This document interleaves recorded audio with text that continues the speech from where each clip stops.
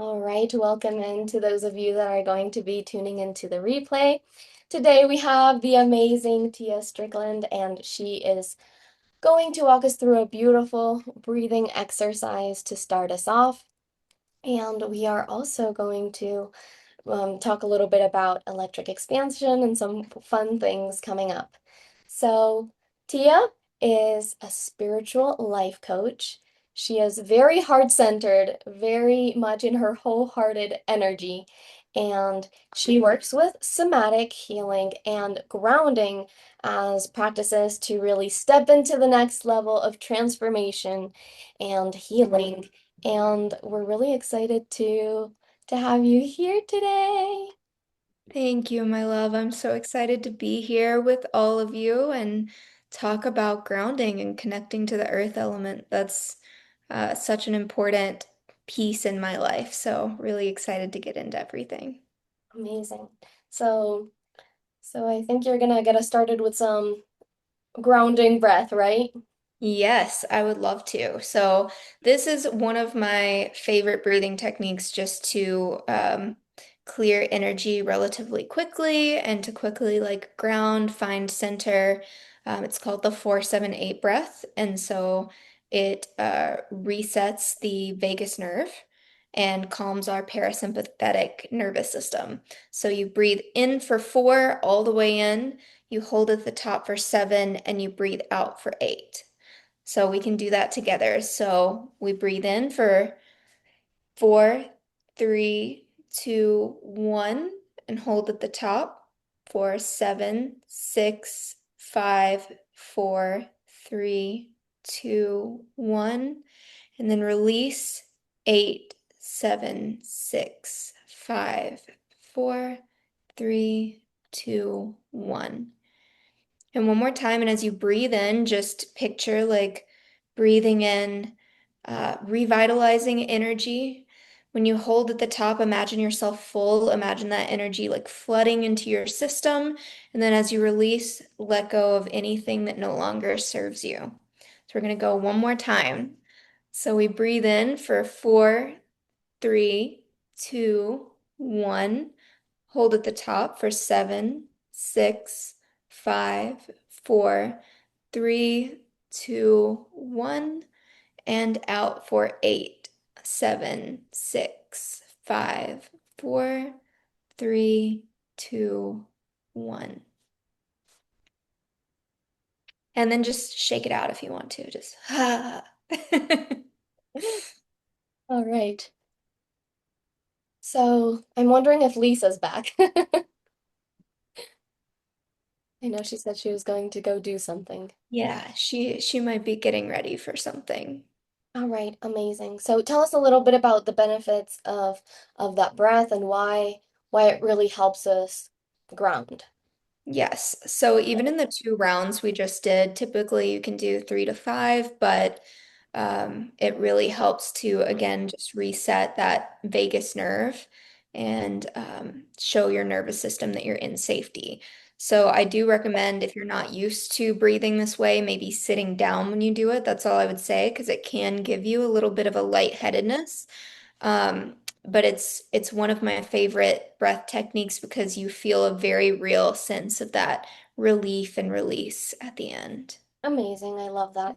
So we're really curious to know about your journey. What's the story of the most disconnected you've ever felt to Earth and you coming to this place now? Mm, that's a really good question. So, I think the most disconnected I've ever felt was probably right out of college, trying to figure out what I was going to do, running around in circles. And one thing that has was a big element of my journey when I was younger was being so caught up in the mind and always ignoring my body.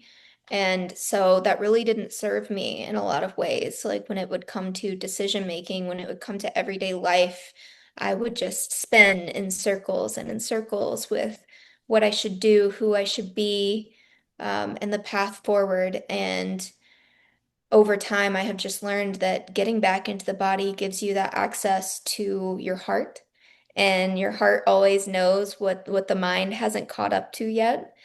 And so that's been a big part in accessing my intuition, being able to have a closer relationship with my emotions, and just really ground into the person that I am here to be. Mhm. I love that so much. So I'm wondering if you can tell us a little bit more about what that looks like for you and being more in your body. You know, sometimes when we are so in our mind, it can be hard to wrap our minds around what you just said. So how does that look like of being more present in our bodies? Absolutely. So I think one of the biggest things is just starting to notice what states you're in. Yeah. At first you can learn all of the practices and all of the techniques, but if you're not aware and you're bypassing your emotional states or discomfort in your body, then it's really hard to know when to use those practices and how to get the most out of them. Mhm. So I would say that that's the first thing is just trying to be in the noticing. And something that Lisa says, beautiful point. Thank you, Lisa. Something that really helped me in starting that was starting to journal every day and reflect. What were my states today? Did I feel any discomfort? Where did I step off of the path of alignment? Where did I get frustrated? Where did I feel, my anxiety for me would show up in my body. Yeah. And so, but still, I was trying to find a solution in my mind. And so, learning what that anxiety felt like in the body and how to transmute that and release it from the body rather than the mind. The mind is a piece of it, but it's just not the whole piece. I find that without like the body and that emotional transmutation, it's really difficult to get a well-rounded perspective on healing. Amazing. So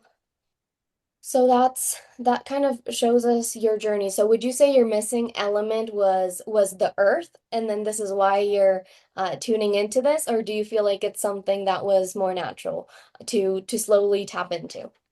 So I think it was a missing element for me at that point. I think I was much more in the air element than the earth, but coming back to it really felt like coming home. Nature is where I always felt the safest growing up. It's where my inner child still just lights up. It's been one of my biggest teachers.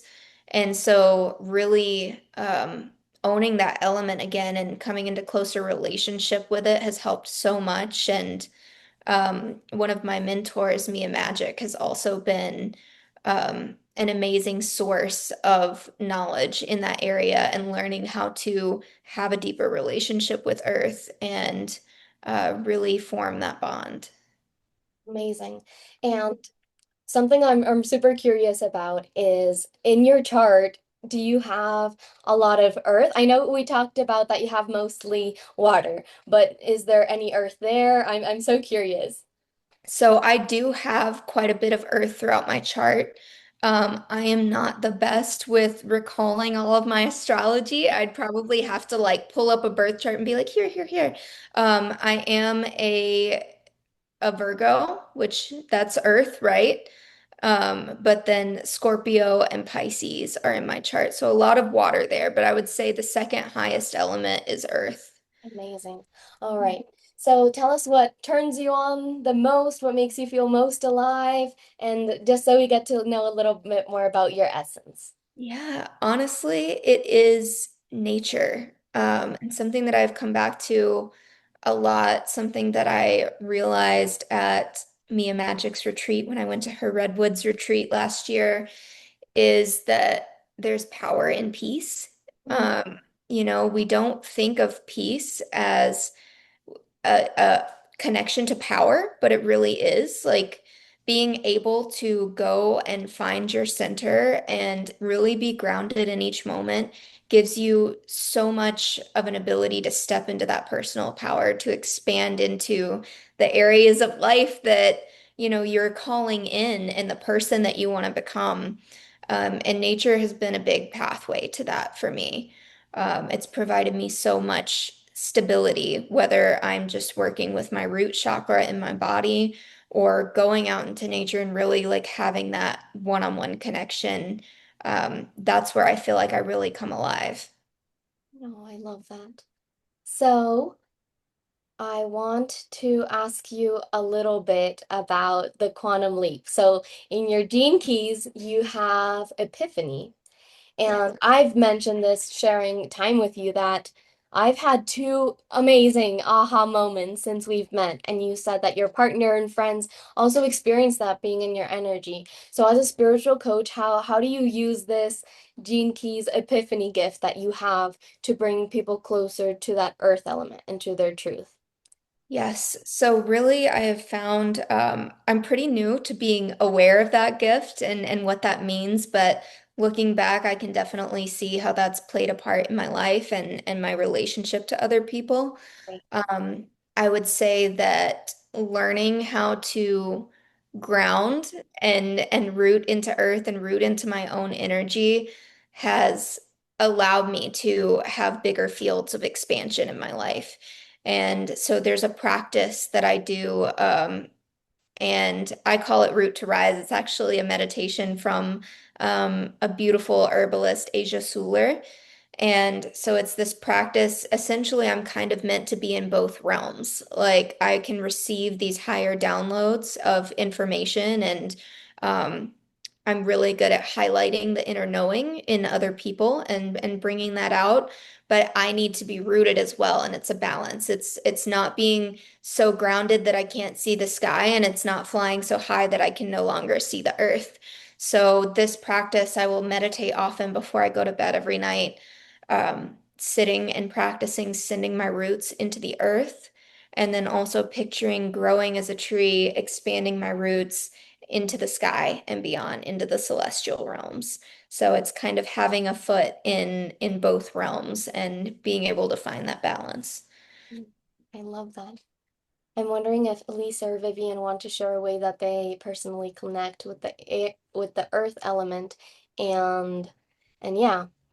I want to bring up something beautiful that we talked about yesterday that was one of the most exciting aha moments we shared. And and so I'm gonna share this a little bit.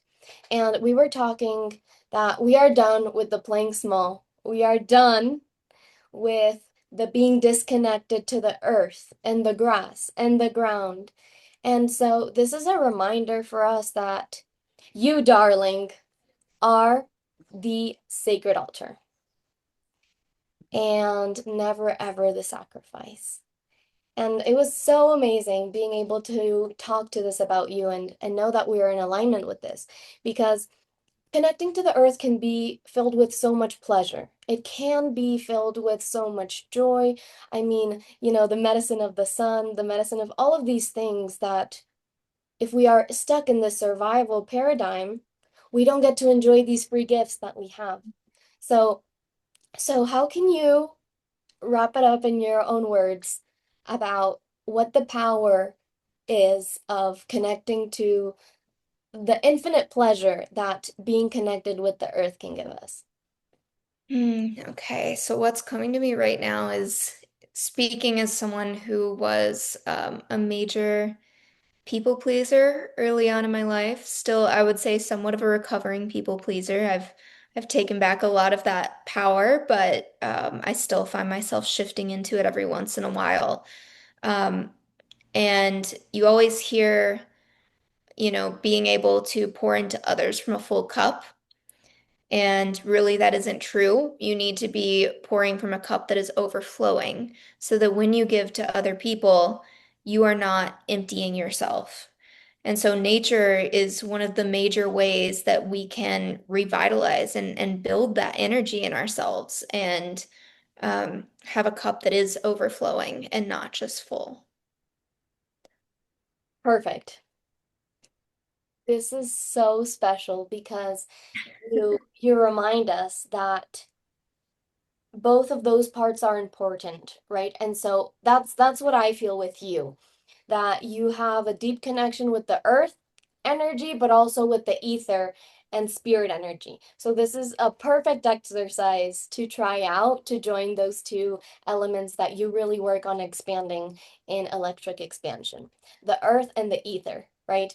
The most dense and the most subtle element. Not an easy mix to do, but Tia does it with so much grace and beauty.